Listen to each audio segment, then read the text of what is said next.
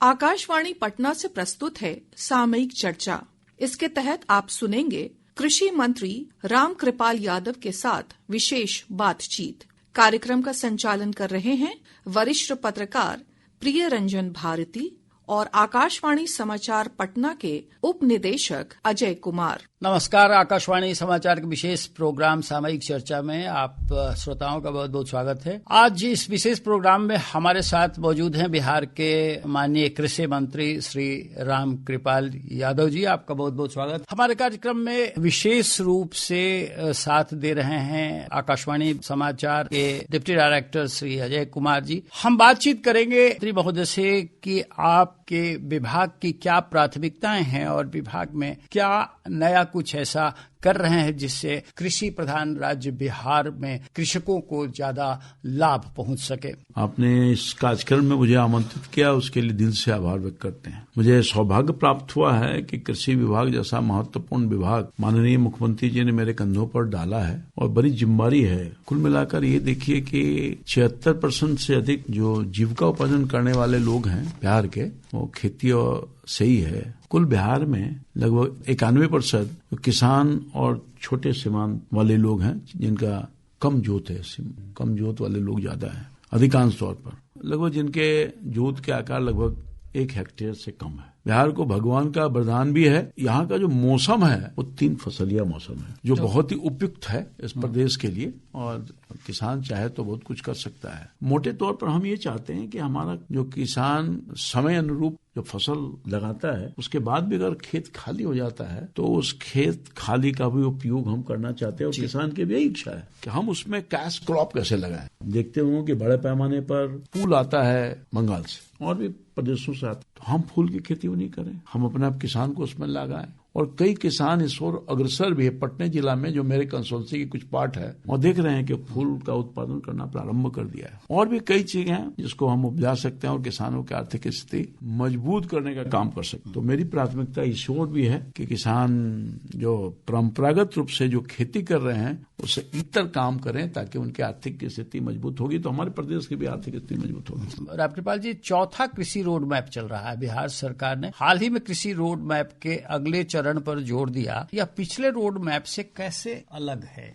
देखिए, माननीय मुख्यमंत्री जी का बहुत बड़ा विजन था और उस विजन के अनुसार उन्होंने रोड मैप बना दिया, आते आते ही बनाया। चौथा कृषि रोड मैप है 23 से 28 तक, उसका सही इम्प्लीमेंटेशन कैसे हो उस पर विचार कर रहे हैं। और चौथा कृषि रोड मैप के माध्यम से कृषि क्षेत्र का विकास का संकल्प राज्य सरकार ने लिया है और उसके मुख्य उद्देश्य है कि खेती को लाभकारी बनाना, टिकाऊ और बाजार उन्मुखी बनाना। इसी पर हम काम कर रहे हैं और पिछला रोड मैप से अलग है। इस बार विशेष रूप से जो छोटे और सीमांत किसान की आय दुगनी करने का टारगेट है। इससे कि जो खेती होगा, क्लस्टर खेती होगा, फसल का विविधीकरण होगा, प्रोसेसिंग होगा और निर्यात करने का भी हम व्यवस्था कर रहे हैं। उसके लिए डिजिटलाइजेशन करने का काम क्या है, उत्पादन से मूल्य संवर्धन की दिशा में हम आगे बढ़ रहे हैं। अच्छा, एक और बात है मंत्री जी कि राज्य में छोटे और सीमांत किसानों की संख्या अधिक है। उनकी आय दोगुनी करने के लिए विभाग ने क्या नया कुछ किया है, क्या योजनाएं ले रहे हैं? वो विभाग कई सोच के तरह अपने किसानों को मोटिवेट कर रहा है। एक तो विभिन्न जो रिसर्च किए गए हैं, तरह तरह के रिसर्च, हाल में ही प्रदर्शनी भी लगा था। कई तरह के हमारे जो कृषि वैज्ञानिकों ने रिसर्च किया है और कई चीजों की नई उत्पादन करने के लिए किसानों को मोटिवेट करने का कोशिश कर रहा है। मेरा ये प्रयास होगा जो किसान का जो रिसर्च है वो जमीन तक पहुंचे, लैब टू लैंड। ये प्राइम मिनिस्टर का फोकस भी है, आपने देखा होगा।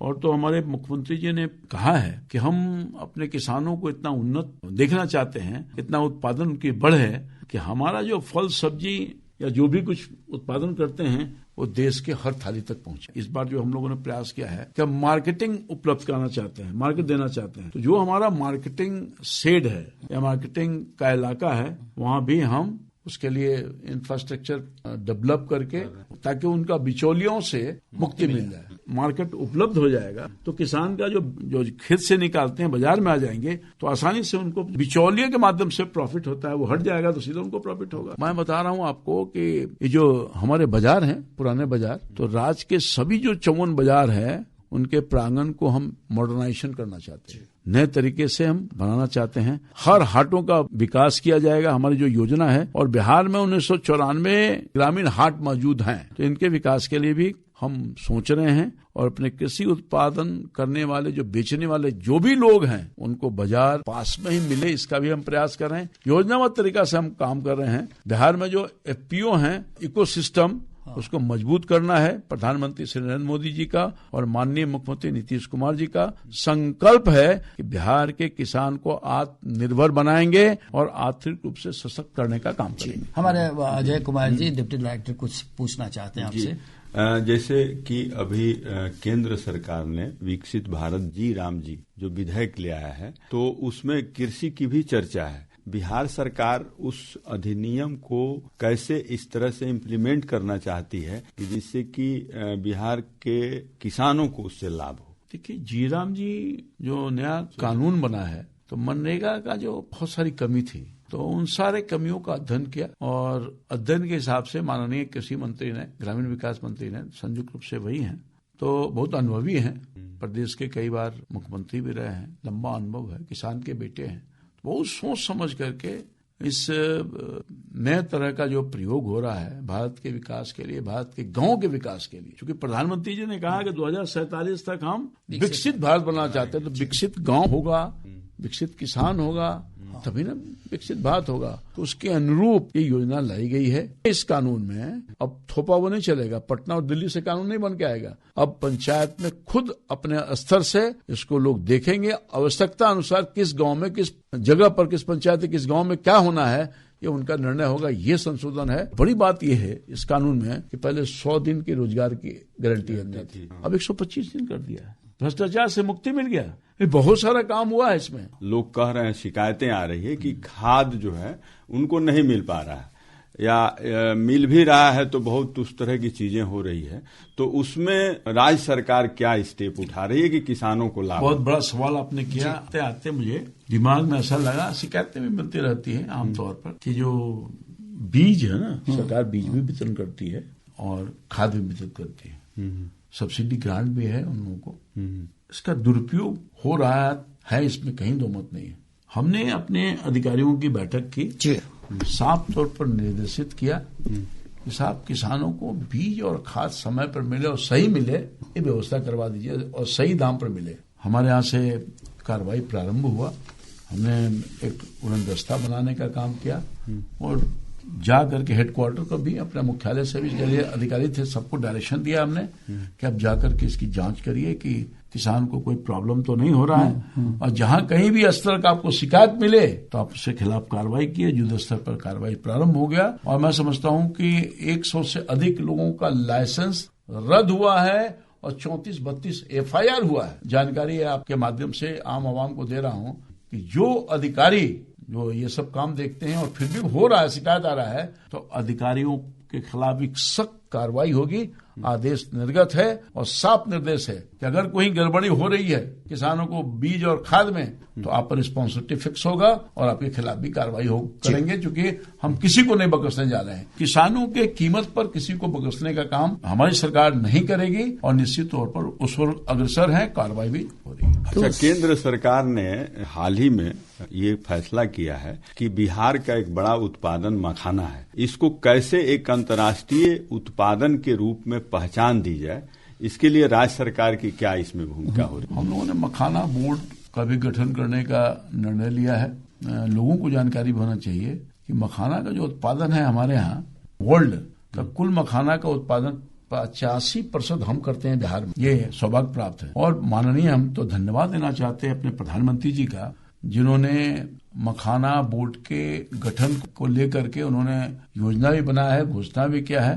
तो मखाना बोर्ड के गठन के बाद से ही मखाना का चर्चा ही लेते हुए माननीय प्रधानमंत्री जी का पूरे देश और दुनिया में बात फैल गई। तो हम मखाना का उत्पादन करने के लिए उत्पादन करेंगे और उसको निर्यात में बढ़ावा मिले, हर संभव प्रयास करेंगे और अगले 5 साल में इस पर 500 करोड़ रुपए की राशि खर्च करेंगे, हर साल 100 करोड़ रुपए। तो मखाना के लिए सरकार का विजन है और मखाना को हम एक इलाका में सीमित है, गंगा के उस तरफ का इलाका, कोसी बेल्ट का इलाका। अब हम चाहते हैं कि चूंकि कम पानी में ही मखाना का उत्पादन हो जाता है, लगभग 1.5 फीट पानी में हो जाता है, तो कहीं भी हो सकता है, तो हम इसका विस्तारीकरण करना चाहते हैं। मखाना न सिर्फ उस इलाके में हो जहां हो रहा है, बल्कि उस टेक्नोलॉजी, उसके आधार पर हम पूरे बिहार के हर कोना में मखाना उत्पादन करने का प्लान बनाया है और किसानों के सहयोग से इस काम को करें। अच्छा, फसल बीमा योजना को कैसे राज्य सरकार लागू कर रही है? फसल बीमा योजना हमारे यहाँ नहीं है,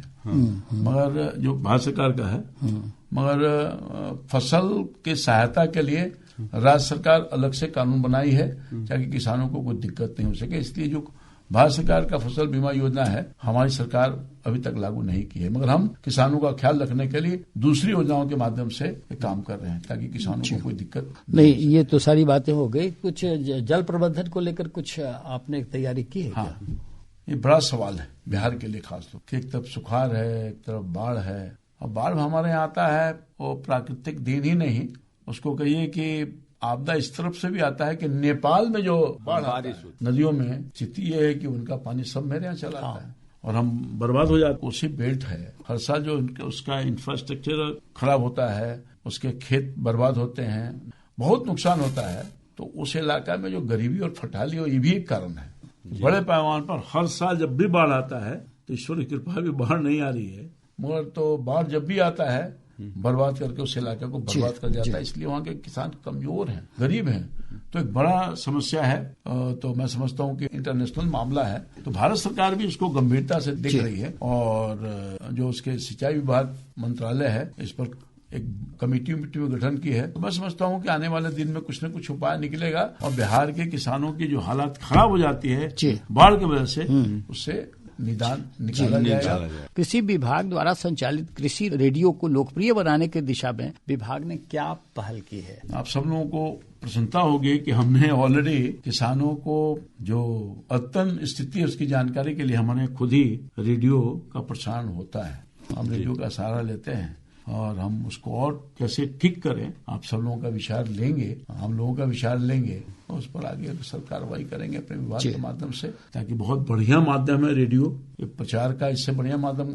आज भी रेडियो जो शाम वाला होता है ना 7:30 बजे, उसको आज भी लोग बैठका में, जो दलान हम कह सकते हैं, उसमें बैठते हैं और बुजुर्ग लोग तो जरूर देखते हैं, गांव के लोग सुनते हैं। आप एक ऐसा माध्यम है रेडियो कि हर घर हर परिवार तक समाचार आसानी से पहुंचाने का काम करता है। इससे रेडियो को भी बहुत धन्यवाद। खुद प्रधानमंत्री जी ने मन की बात कार्यक्रम के लिए आकाशवाणी ही माध्यम चुना है। आकाशवाणी माध्यम है तो बड़ा बढ़िया है। कृषि स्टार्टअप की बात करूंगा। बिहार के युवाओं को कृषि की ओर आकर्षित करने के लिए एग्री स्टार्टअप्स को बढ़ावा देने का क्या विचार है, क्या प्लानिंग है विभाग? देखिए, एक्चुअली मैंने अभी किसानों का एक सेमिनार करवाया था, किसानों को, साइंटिस्टों करते रहता है हमारा विभाग जो है काम। तो नौजवान वर्ग का जो लोग है, जो पढ़ा लिखा लोग, वो रोजगार का माध्यम चुन रहा है और नए किस्म का जो अभी सिस्टम है, नए औजार का, तो परंपरागत खेती से लोग इतर हट करके कम समय में अधिक उत्पादन करें, तो उसके लिए नए नए औजार का नवाचार भी हुआ है और नए नए यंत्रों का उपयोग भी हो रहा है।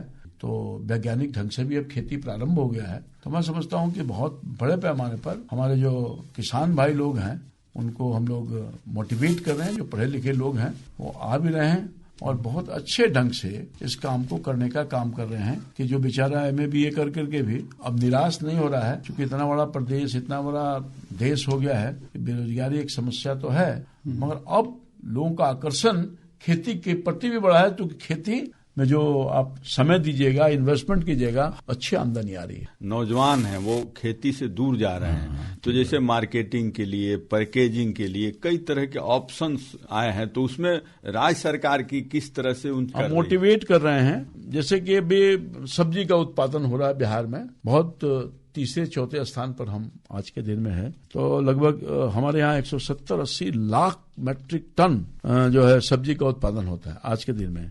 तो हमारा लक्ष्य भी है, ऐसे किसानों को मोटिवेट कर रहे हैं कि आप किसानी करिए, सब्जी उत्पादन कीजिए, तो हम 400 लाख मीट्रिक टन के उत्पादन का एक प्लान बनाया है और एक हमने सोच और रखा है कि कोल्ड चेन बनाना चाहते हैं और हर प्रखंड पर इसकी स्थापना के लिए राज्य सरकार ने संकल्प लिया है जी। हम चाहते हैं कि कोल्ड चेन हर प्रखंड के स्तर पर एक बने ताकि हमारा भंडारण व्यवस्था हो सके। और वो सपना जो मुख्यमंत्री जी ने देखा है कि बिहारी व्यंजन जो है बिहार का उत्पादन करने वाला देश की हर थाली में जाए, इसकी व्यवस्था इसके माध्यम से करना चाहते हैं। और मार्केटिंग बोर्ड के तरफ से जो खाली जगह है उसमें हम इन लोगों को प्राथमिकता के आधार पर दे देंगे इनको, तो ताकि इन लोगों को मार्केटिंग की सुविधा मिल सके।